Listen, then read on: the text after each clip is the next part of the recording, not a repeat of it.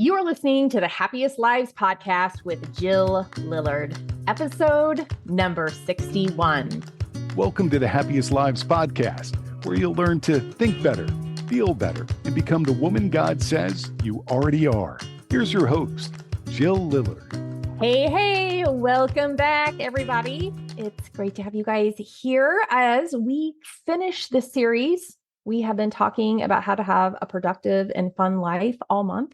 And so we're going to devote this episode to the fun part. And I entitled the episode Work Hard, Play Hard, but we're mostly going to talk about playing hard. And I thought, what better way to talk about this subject than with Stephanie, one of my favorite people to play with. So I'm going to let Stephanie introduce herself here in just a second, but she is my sister-in-law, and she is also one of the coaches in the Happiest Lives coaching programs. And we have had a lot of fun over the years. I tell my brother, thank you for marrying Stephanie, because not only is she one of my cohorts here in the Happiest Lives, which has just been really fun doing that together, but I feel like she's one of my best friends. She really is a sister. We've known each other a long time, over 25 years. We've become good friends. And I feel like we have done a lot of play as we stepped into being mothers right around the same time, within 10 months of each other. They lived in another state at one point. We lived in Chicago, and we would drive to go visit them in Iowa, and they would come visit us in Chicago. And then when we moved back to Missouri, we'd go visit them in Iowa. And now they moved back to Missouri. But that was always just one of my favorite times. We'd go there a couple times a year. And it was just fun to be adults and go out and play. We'd get a babysitter for someone to watch all the babies. And John, Steph, Rich, and I would go out. And so for me, that's one of my most fun memories of just playing, because you have that contrast of parenting. And so you really appreciated being able to go out as adults and play in a way that you don't when you can do that anytime. So Stephanie, I'm going to let you say hi and introduce yourself and your role within the program and how you became a coach and all the things. Okay. Thank you, Jill. I'm so happy to be here, especially on the play episode. So thank you for having me. Like Jill said, yes, I'm her first and foremost, I'm her sister-in-law, and I'm so blessed to be able to play that role in her life. And I am also a coach in the Happiest Lives program. I do the worksheet workshops for the program. I do one-on-one coaching calls with our ladies. So I love all the roles that I get to play in the program. And I became a coach. I got certified as a coach in 2018. Jill introduced me to the concept of coaching. She actually coached me when we were living in Japan on an issue I was having. And at first I was like, what is she talking about? I don't know. What are you making this problem mean? And all these things. And I was like, I don't know. It's just a problem.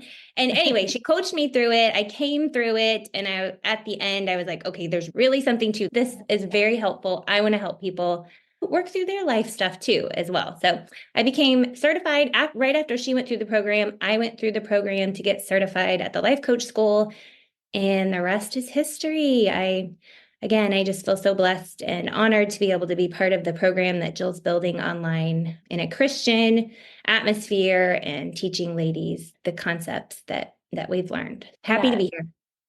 And I'm happy for you to be here, because I just love how God does that, because running a business and it can be a lonely thing when you're leading a group of people. And so it's so nice having just a partner, a friend, someone else within the business to share all those experiences, to feel like, oh, I have someone outside of the ladies I coach who knows all the ladies. And so we can process all that. And so that it really has that to me has been a lot of fun. And I know that's our work, but we have fun. We really have fun doing it, just sharing that experience. And that's a big part, I think, of having a good time. Just to set up this concept a little bit more, when you think about working hard and playing hard, you have play because you have work, and you have work because you have play, right? One exists because of the other. And when we talk about working hard and playing hard, we're talking about dedicating ourselves to both. And I think about in the book of Ecclesiastes, when Solomon explores a life of play and fun and just doing what feels good. And then he explores the life of just being responsible and imagine ambitious and achieving these goals and dreams. He discovers that they both end up the same. They're both meaningless. That whole chapter, that whole book is meaningless. Everything's meaningless. And so the best life we can live, he concludes, is one that fears God, that strives to keep his commandments and do what he wants us to do, that we enjoy the gifts God has given us. We enjoy not only the food, the drink, the relationships he gives us, but we also enjoy the work of our hands. That was his conclusion of this little experiment he ran, which I think is fun. And so I think that really fits into working hard and playing hard, that we just give our maximum effort to both of those things and creating that balance. And so I thought it would be fun if we did today's call like a worksheet workshop. So since Steph, her role within our coaching group, she does one-on-one coaching for those who are in the academy and inside VIP, they can have a monthly individual coaching call. They do those with Stephanie. They can get their access to our calendar and schedule those. But Stephanie also does our worksheet workshops inside Clarity and Courage, inside the academy.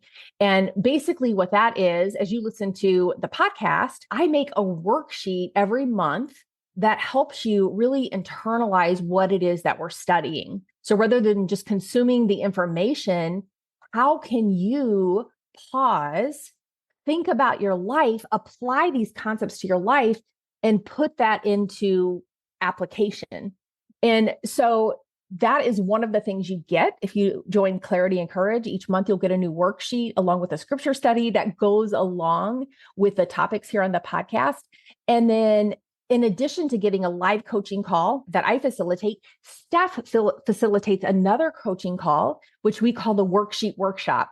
And this call is fun too. If we're talking about fun, I think it's fun. Okay. It is fun to have the worksheet workshop because you get to know the other ladies a little bit. You actually get to have some conversations, but it's still in a structured format. So if you're one of those people who are like, hey, I don't got time to be wasting, just have chit chat with people I don't know. Or maybe some of you are really social. You don't care what you talk about. It depends what you do think is enjoyable, is fun, but it's a purpose-driven conversation. It's structured through the worksheet and the ladies will process through those questions together. So I'm going to let you facilitate the call today. I like to boss things around and jump in here. Okay. So I'm going to try to not do that. There are no guarantees, but I just want to pretend like we're on a worksheet workshop and Steph, you could facilitate the call the way you do that. Now, obviously what's going to be different is it's just Steph and me here having a conversation. So we're going to have a conversation like good friends, but you're going to imagine it's the format. Okay. So I'm going to be quiet so you can lead the way with the worksheet workshop, Stephanie. Okay. Yes, that's what I do love, the worksheet workshop format for the reasons Jill said. It's just like a conversation. We're working through questions on the monthly topic, and everybody's getting to share their experience, the way that they're interpreting it. And it's just so helpful. I know I learned from it. I know all the ladies that the feedback has been that they enjoy it too, being able to know that they're not alone in something. Yeah. Okay, here we go, Jill. The first question we have on our worksheet today about play is, let's define play. How do you define playing hard? When I first read this question and I got to thinking about it, my first thought about it was, oh, not everyone's going to have the same idea of play. So I went to the Googles. Okay, good. The Googles always have the answers. And the answers that I found, I'm like, yes, that's exactly, I loved what I found. So here's what I found. Play may not mean the same thing for each person, which I was thinking that. And then play is defined as something that is self-chosen, self-directed, an activity that's intrinsically motivated. I would think of play as an activity that the means is more important than the end, right? Yeah. Just something you're enjoying, you're showing up in a non-stressed way. So that's kind of define play. Yeah, no, that's good. I love the part self-directed because that's what makes it play. You're not like following rules. That's what to me feels like, oh, I don't have to stay in any lines. I can do whatever I want to do. That's like you're playing. And I think how I answered the question, I just try to just tune into my body. Like try to close my eyes and feel like, okay, thinking about times I was playing and like what that feels like. What do I feel like when I'm playing? Because sometimes when I'm working, I do feel like I'm playing, which is wonderful. It's nice when you can have your job and you can work and you can feel like you're playing. Like when I get to be creative and think, ooh, what's going to be the next concept we discuss? It could be anything in the whole wide world, and I get to pick. That feels creative. And so it feels like a sense of play because you're like opening yourself up to new ideas. There's freedom, there's no barriers, there's no rules. So that feels like play to me. But what I was thinking was when I'm in a playful mood, I just feel like I laugh more easily. So I'm less serious because I can be very serious, but I think I can also be playful. And I think it's just feeling very present in the moment. Like you just feel happy, peaceful, you're enjoying yourself. And I think just feeling fully immersed and engaged in what you're doing. And so we can do stuff, I think, to create like a state of play. But sometimes, even though we may be doing the action and the thing that feels playful, sometimes we can't force the play. So I think it's just that whole body mind connection. And I think another part of playing, when we define what it is to play hard, I'm happy doing stuff by myself. Like I can enjoy that. But I really think at the end of our lives, at the end of the day, it really is the relationships that matter the most. And so I think having those shared experiences with other people just bring that play to a different level. So even if you're an introverted person and you do feel it very energizing and satisfying to play by yourself, right? To do whatever it is you consider playful. I think even you might agree when you look at your life, the things that feel the most meaningful is maybe even playing with other people, like exploring the world with other people and being able to laugh and connect it, having that relational piece. So that was a mouthful. I don't know how I'd sum it down into a sentence or so, but I think for me, playing hard is just being fully present and engaged and relaxed.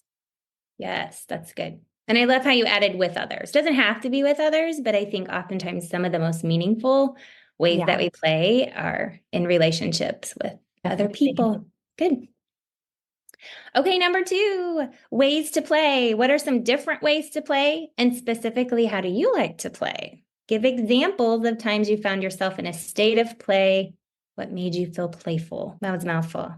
We could talk about what are some different ways to play first. So what I think about the most fun time I had playing, don't judge me, people.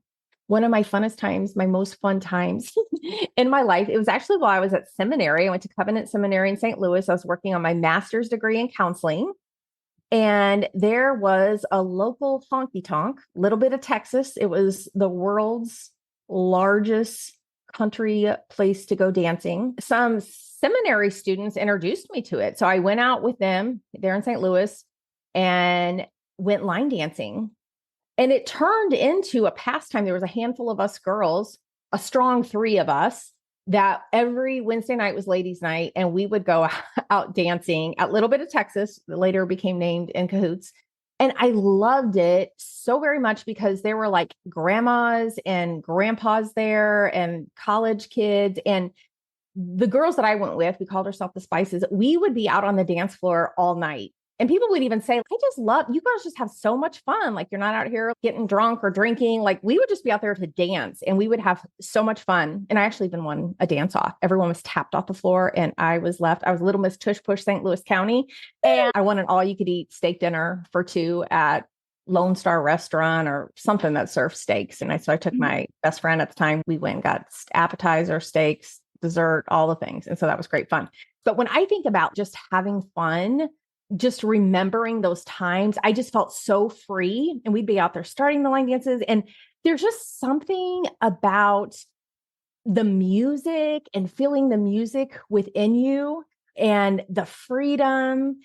And I feel like I could just relax. And maybe with the line dancing, it did give my brain something to do. Like it gave my brain a way to be engaged so it could calm down and just relax and be present and not like work on solving problems, because my brain had to like count the step, 3 steps left, back, turn around, like you're learning to dance. So it involved my brain on some level, but then you're like feeling the music, like you're swallowing the music and it's like coming out of you. And so that is probably one of the most fun things I've ever done. And I still enjoy it. Now, Steph and I have even gone line dancing. Yes, we Our have. families have gone. We did discover a few years ago a local place, then shut down, which just reopened. So I think we're going to go Saturday. It's not something we do regularly, but my body's a little older and it's a little stiffer than it used to be. But that's probably one of the most fun things. And then I will say, I have several things I wrote down here, but I want to be conversational, let you talk too. But horseback riding, and I think just being on a horse,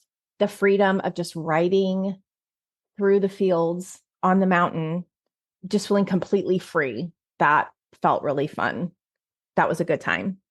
And then one more thing that was really fun. Something recently, Sophie, my daughter, and I were driving and she's, oh, can we roll the windows down? And I made a snarly face. I'm sure of it.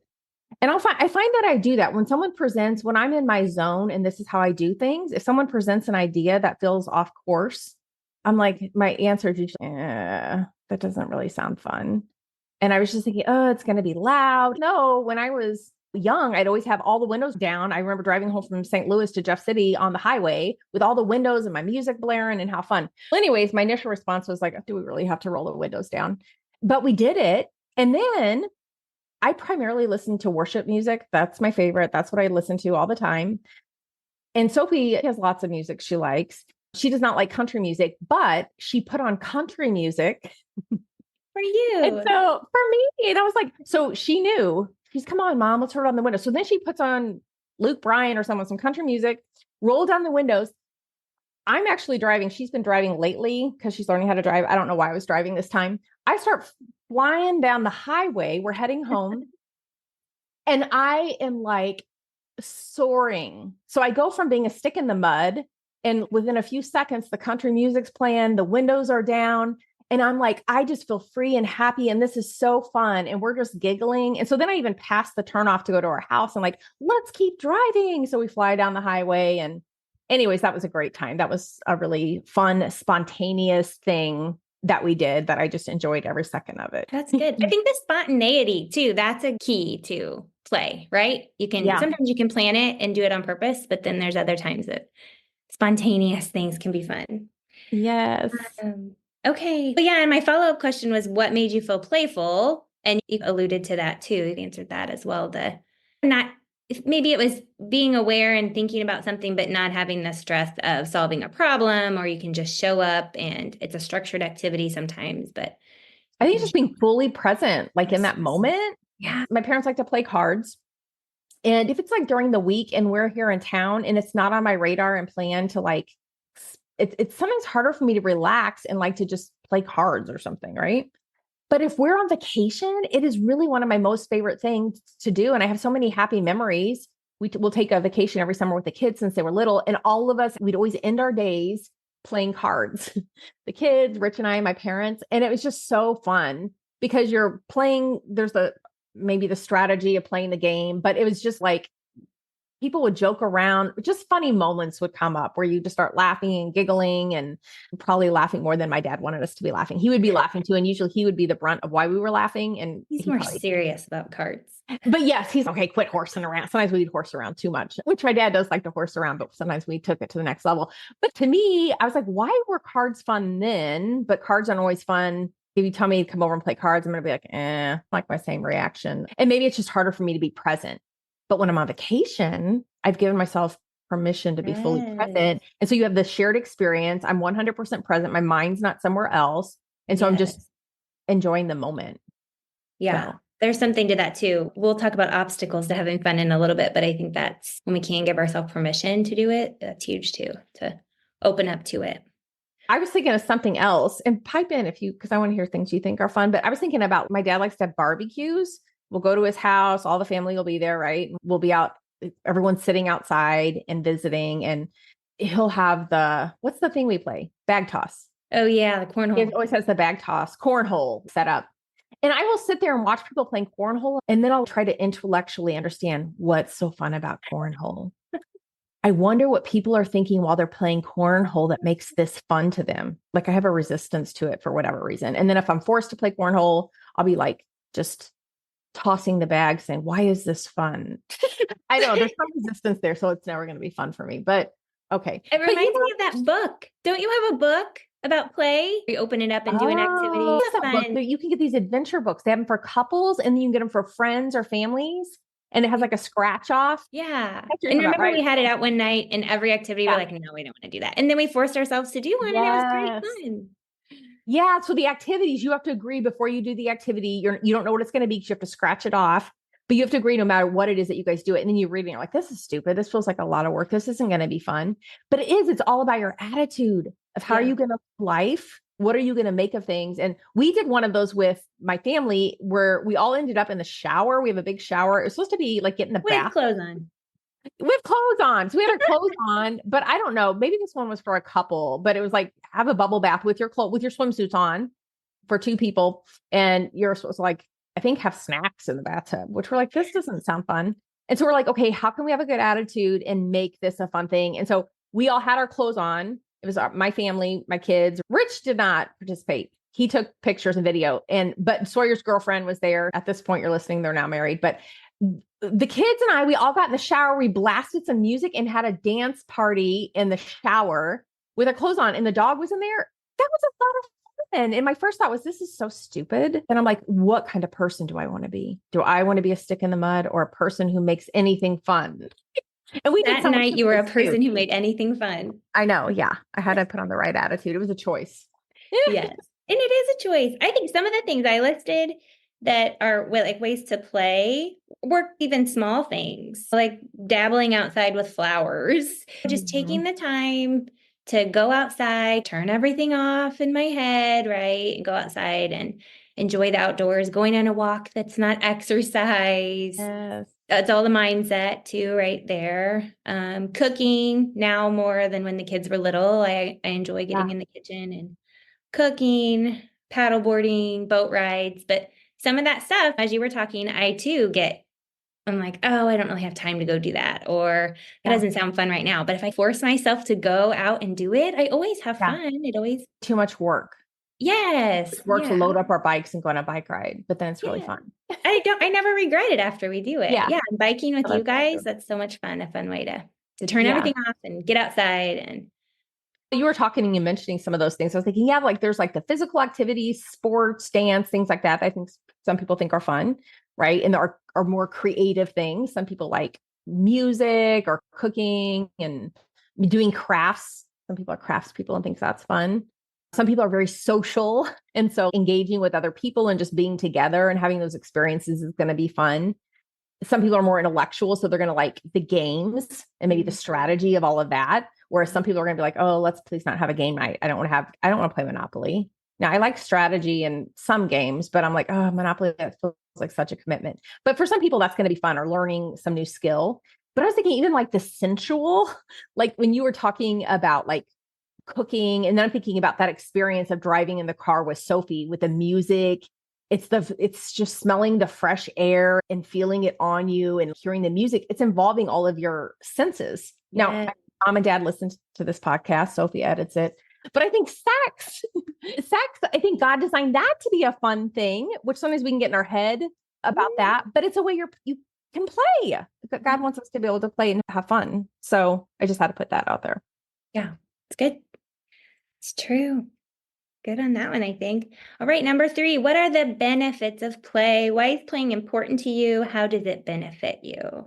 I don't have as much to say here as I had on the other things. I think it just refreshes you, like you feel renewed. If you just work all the time, then you lose the fun of it. But if you just played all the time, play wouldn't even be fun. That would calm your nerves if you constantly had to play. I'm like, this isn't fun.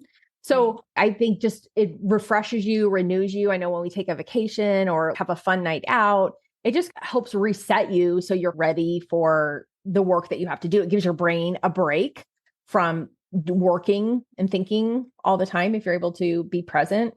And then I think maybe being able to strengthen your relationships when you share play with other people. I think those are some of the things I have. What about you? Good. Yeah, I said some of the same stuff. It keeps life exciting. It helps keep the balance, right? Like you said, if you're working all the time, then not taking a break to play, you can get burned out. Helps with the overwhelm of things in life, the day in, day out. Oh, something when you were talking, I did think about, I think, a lot of the play that we were talking about can help spur on creativity too and imagination. And then some of those, when you take the time to actually play and use your imagination, you can take some of those experiences into your work life, right? And it helps you grow and expand in that way too. Yeah. And I'm sure it makes you a healthier person, right? If you're never playing, you're just going to be more stressed and serious. And like, I'm sure it's really good for your body, like for your mood and your immune system and all of that. I think that's so true. Okay, what about obstacles? We know there's benefits to it. What about obstacles? Which obstacles do you see that get in the way of play? And what are some strategies that you can overcome these obstacles with? I guess the first thing that came to mind for me was just being able to be present and relax. Sometimes I have to shift, especially if there's like a social thing, and shifting my energy to like engaging with other people, which I always like. But sometimes I have to be like, oh, I have to leave my house. I don't want to leave my house. Like I want to be in my pajamas by 7, right? So sometimes I know I can be a stick in the mud, even though you can confirm or deny, Stephanie. I think I can be a fun person. And I think about in my 20s, I was just more open-minded of like, yes, let's do it. If someone said skydiving, yeah, I'm all in. And I'd be like, that doesn't sound like fun. But then sometimes I want to make myself do stuff like that because I think it does just invigorate you. Being able to be present, being able to relax, to quiet my mind. I think that's a big one. My brain is just always wanting to think, and to be able to shift gears to, okay, now I can relax. So I think the stick in the mud mindset of this is too much work, I'm just used to my routine, and then just being able to relax and be in the moment. That's good. Yeah, I said not enough time. I think that's an obstacle. I'm like, oh, I don't have time to do that. But then just being able to put it on the schedule, plan it, know that, nope, this is the part of the day where I do my play. Then I know I can fill in the rest of the time with what needs to be done. And I've scheduled that break in. Feeling bad about playing, because sometimes I'm like, okay, I need to stop playing and go get to work. Yeah. There's things to do. So I think being able to balance, like the work hard, play hard.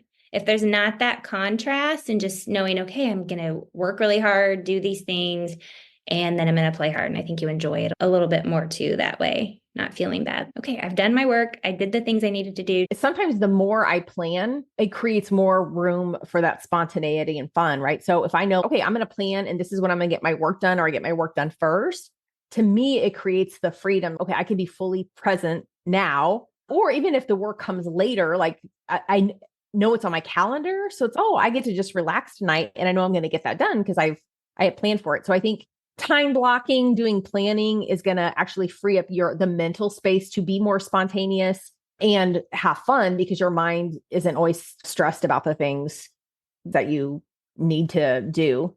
And then I think another thing, as far as being able to relax and be in the moment, I think a lot of the work we do in here with ladies on all areas of life, on their marriages, with different goals maybe they're pursuing, being able to be present and have fun. We teach people the heart scan process. And part of that is doing the self-coaching model, which is breaking down the circumstance, thought, feeling, action, result, which is sit far, if you have the acronym for that. Being able to sit far and look at what you're experiencing, right? So if you're going to go to a party, what feeling do you want to put on? If you want to feel fun, how do you have to think about the thing that you're going to do that makes you feel playful, that makes you feel fun? So I do think play and fun is a visceral state that we can be in. It becomes like a physiological state. And there can be physical things that contribute to us being able to relax or not relax. But our thoughts play a lot into that too. So even if we feel tense, what are we thinking about feeling tense, and how does that make us feel? If you want to create, I think, more of a playful state, feel more fun, feel more relaxed, feel more present, it's being able to examine your mind and see, how am I thinking about this thing? What am I thinking about cornhole and bag tossed that could make me feel more fun doing it? So I think that can go a long way in recognizing what you value. So for me, reminding myself, oh, I value spending time with other people. That's the most important thing to me. It reminds me like, oh, if that's important to you, then prioritize it. Don't always think you have to work, because I could always feel like, oh, I always have something I can do for work. And don't miss the things that are most important to you. And so I think just reiterating your goals, values, what's important to you can help you be present and prioritize playing and having fun, seeing the value of that. Yes. Yeah, that's so good. I wrote something similar to that with can't relax. That sometimes can be an obstacle, like you said. And then just believing that I'll be refreshed after I play a little bit, after I take a break. Yeah. Okay, I'm going to come back to my work more refreshed, open-minded, right? Ready to finish the task at hand if I'm able to take a little bit of a break every now and then. Yeah. And so that would be like, I think one of our thoughts, I'm committed to creating a life with a balance of work and play. Yes. For me, like remembering Solomon of the little experiment he ran already, like he already ran that experiment for us, that of seeing, hey, it's good to enjoy my life. It's good to enjoy things God gives me rather than feeling, am I supposed to enjoy this? Is this important? Or am I just supposed to be responsible? So, I'm supposed to have the balance of both of these things. And so I want to work hard. I want to play hard and have the fullness of it all. What are your top 3 tips for cultivating a productive and fun life? What is the thing that I do that is the most helpful? I think asking questions. And so just asking myself, how can I make this fun? Because we always say, if you're not having fun, what's the point? If we become overly ambitious or lose our sense of humor and things, then we really have missed the point. And so I think just asking the question, how can I make this fun, even when I'm doing work? And then how can I feel playful? How can I feel present? And then the other one was being open to try new activities and experiences. So as soon as I notice myself being a stick in the mud or saying, like, having that resistance, I remind myself of, okay, no, I want to be a person who's open to try new things and have new experiences. And then I think the third one I put was just cultivating a balance between work and play. Yes, that's good. I said schedule it and enjoy it on purpose. So the balance, knowing, okay, this is the time that I work. This is the time that I've set aside to play, whether that's even something simple like watching TV in the evening, right? Like I've worked hard all day and then I can sit down, relax, and know that what I've planned to do and I can enjoy it on purpose. And then also another tip I thought was it doesn't have to be anything major. We think, oh, we have to have a dream vacation to play or do something big, which those are all fun. Yeah. But it can be something little, just the little daily things, finding joy in those simple things, getting in the right mindset to be able to enjoy it. That's for sure. I totally agree with that. And it makes me think of throughout the day, we'll take little walks, or after dinner, we'll go on a walk. And sometimes that's just relaxing, if that's a form of play, you're not working and all of that. And it's just, I sometimes really those everyday moments, looking for an opportunity as it presents itself. Maybe a storm comes in and maybe going on the front porch where all the rain's coming down around you. I think all of that is really where oftentimes we have the most fun. Yeah, definitely. And it all goes back to your mindset, right? Okay, I can create the time to do this, the space to do this, the mindset to relax and enjoy it, recognize the opportunity there. Yeah. Good.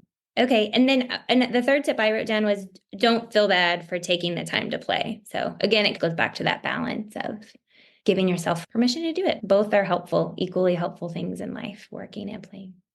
That's so good. Yay. So that's all our questions, right? Yes. This was fun. It was nice doing the podcast with someone else today and being able to have this conversation. And hopefully what you guys take out of all of this is being able to just pause and consider what the role of play is in your life. What does it look like to have fun? Reflect on this a little bit more. Don't get stuck in your head about it. I think some of it is sitting down in your seat, leaning into your body and see what does that feel like within you when you have fun. If you go out and do social things, or as you spend your time during the day doing whatever it is you're doing, I think just checking in with your body. How am I feeling? What does this feel like? And so this is all part of the work we do inside our coaching groups. And so if you want to take this concept further and prioritize applying it to your life and actually creating some changes rather than just thinking, oh, it's interesting to think about this. Hopefully we got your wheels turning. But if you want to sit down, now this is not the worksheet that we have inside. This is just a worksheet we created for the podcast today, but there is another worksheet inside Clarity and Courage that's going to look at the whole concept of creating a fun and productive life. So if you want access to that worksheet, if you want to participate on a worksheet workshop facilitated by Stephanie, you should sign up for Clarity and Courage, which you can find at myhappyvault.com. Thank you guys so much for joining us today. And next week, we start a brand new series, having a fiery and fresh relationship with Jesus. So we're going to tune into what it looks like to have a relationship, to feel connected to that relationship, to stir up some of the passion, because like any relationship, our relationships can grow dull when we're not tending to them and when we're not stirring things up. So thank you guys for listening today. And thank you, Steph. Thanks for facilitating a conversation here today. Thank you for having me. It was tons of fun. Yes, always. All right. Bye, guys. If you enjoyed this podcast, I would love to help you take this concept and apply it. Join me in Clarity and Courage, my cost-effective coaching program for Christian women. Each month, receive the tools you need to apply the concepts and grow. We will meet on a live coaching call where you can ask me anything. Plus, you get access to the worksheet workshop where you can have conversations with other women just like you. Learn more and sign up at myhappyvault.com/Clarity and Courage.